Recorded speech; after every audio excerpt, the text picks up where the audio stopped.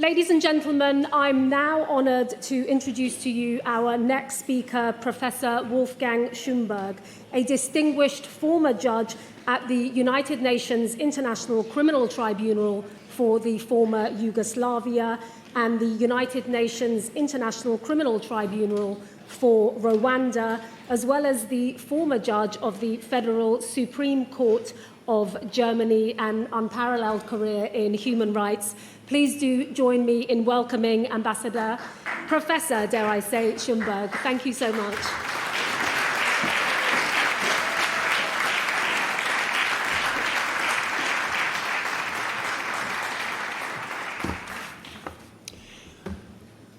Madam President, dear colleagues and friends of an upcoming free and democratic Iran.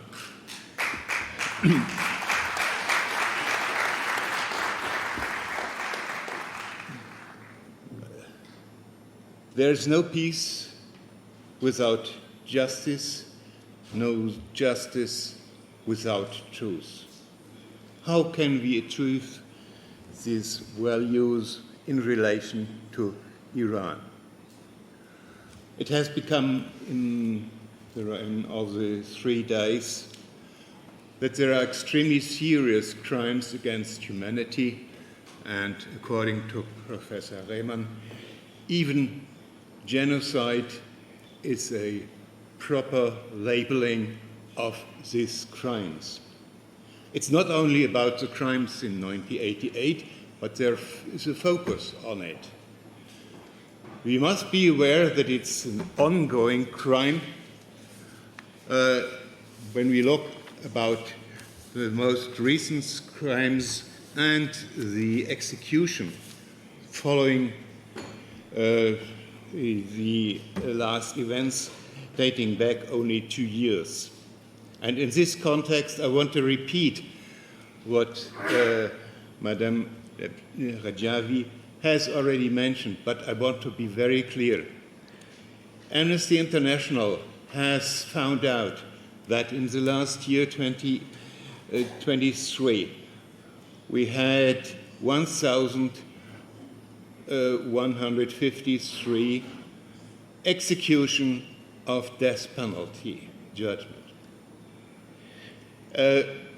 Among these, we have the first, and I don't think it's a very sad global and world record.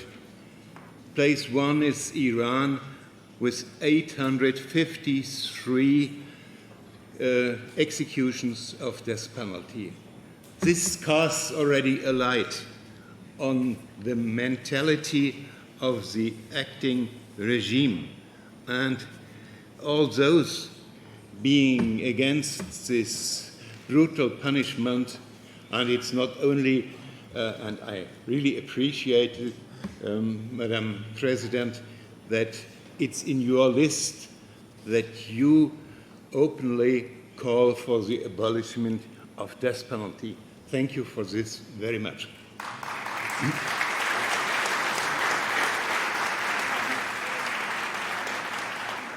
We have heard, as I said, about the crimes. But human rights, do they remain as pieces of paper? Hopefully not. We have in the past seen where there is a political will, then we, judges, prosecutors, can do the necessary. And what we did in the tribunals, former Yugoslavia and Rwanda, we completed our mission and brought to justice highest-ranking politicians and members of the military.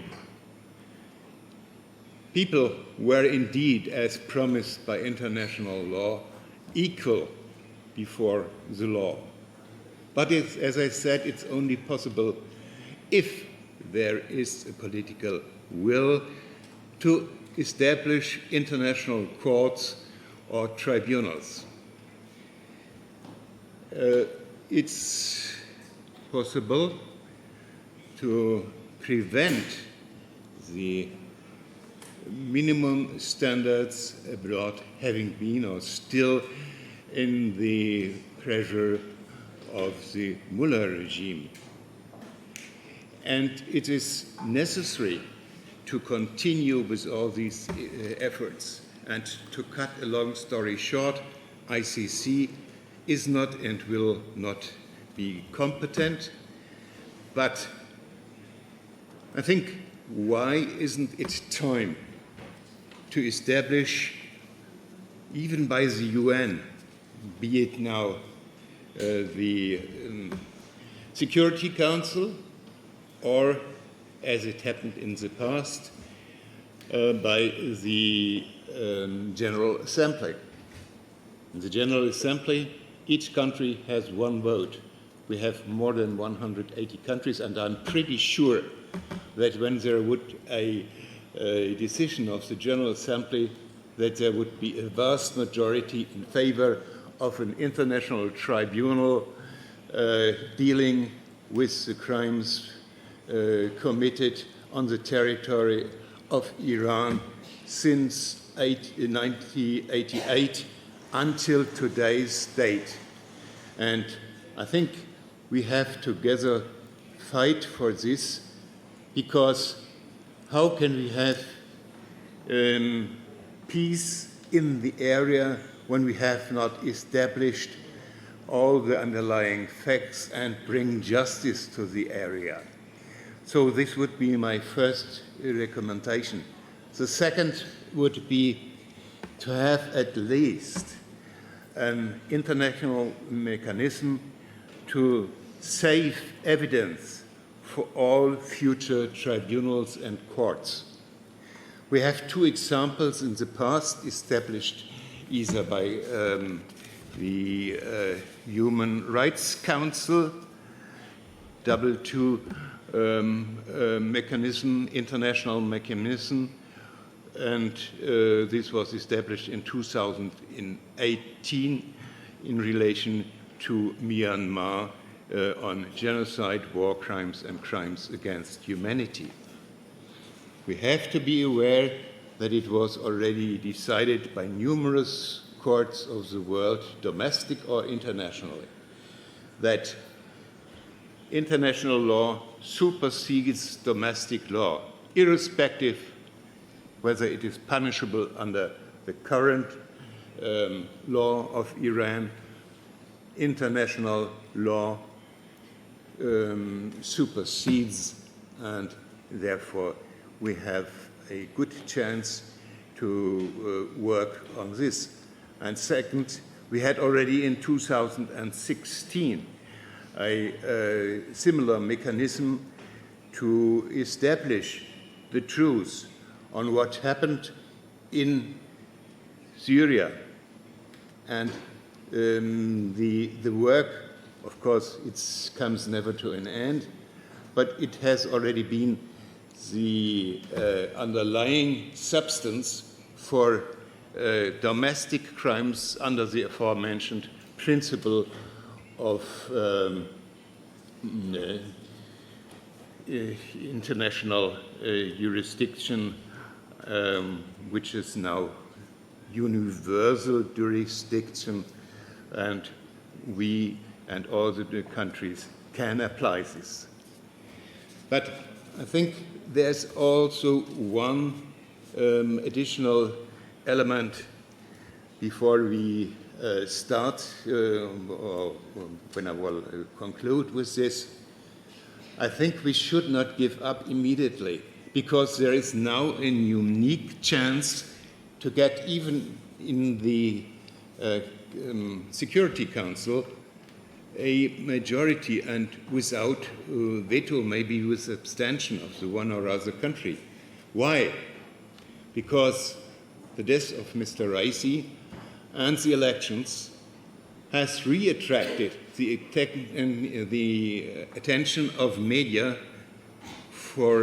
in particular for his responsibility, in particular in 1988, when we have Mr. Rahman's report being the trigger mechanism already in the past for the one or other establishment of a court.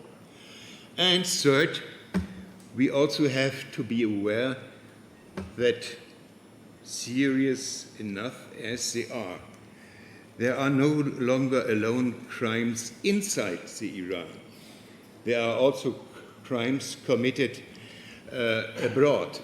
Not only the list of 104 people acting as in their work in resistance against the Iranian regime, and this is condemned by numerous countries already. And you can be assured, living in Iran, that we have mechanisms enough in our civilized world to stop, to bring these trials in absentia and their judgments over the borders. We have to stop this by rejecting red notices or extradition. And there are two more present events. It is time to more and even more investigate the fundamental crimes against interest of the international community. This is in particular that what's going on in the Red Sea. States in their actions are always driven by their own interests. And the highest interest is the international trade. And what we have seen in the Red Sea, and we continue to see, admittedly it's far more than the media are presenting today, is such an ongoing attack against the international trade. And there is no reasonable doubt at present, at least for the prosecution, that behind all these acts in Yemen is the mullah regime in Tehran providing people in Iran with weapons and financial support. And I think this should be reason enough for the one or other country, normally against international tribunals, to think twice. And second, it was already mentioned, the events of 7 October against Israel. I think also there must be an investigation not only against the leaders of Hamas, but also in how far this was supported by the regime in Tehran. To conclude, the people of Iran, they need desperately to see that justice is done. This can only be done, in my mind, by an international tribunal.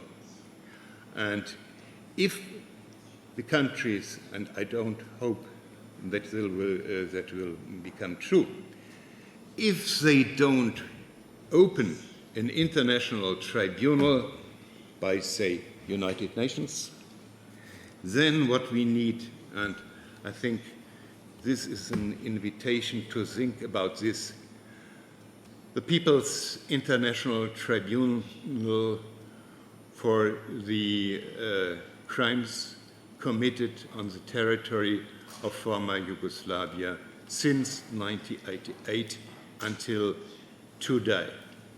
We have seen in many cases that this was the triggering point for the establishment also of a formal court, but also this so-called mock tribunal helps a lot that people in the Iran can see that justice is done, and we can do, and we do whatever is in our power. it was mentioned that, yes, the wall came down. Nobody dared to say. At that time, I was Undersecretary of State in the Ministry of Justice of Berlin, and only 4 days before the wall came down, I would say, we thought it would never happen. But 4 days later, we were at the wall and took care and were surprised. And hopefully this will also come true in Iran without any bloodshed. There's hope, and be assured we are with you, but we have to act. We have to act now, because we shall overcome.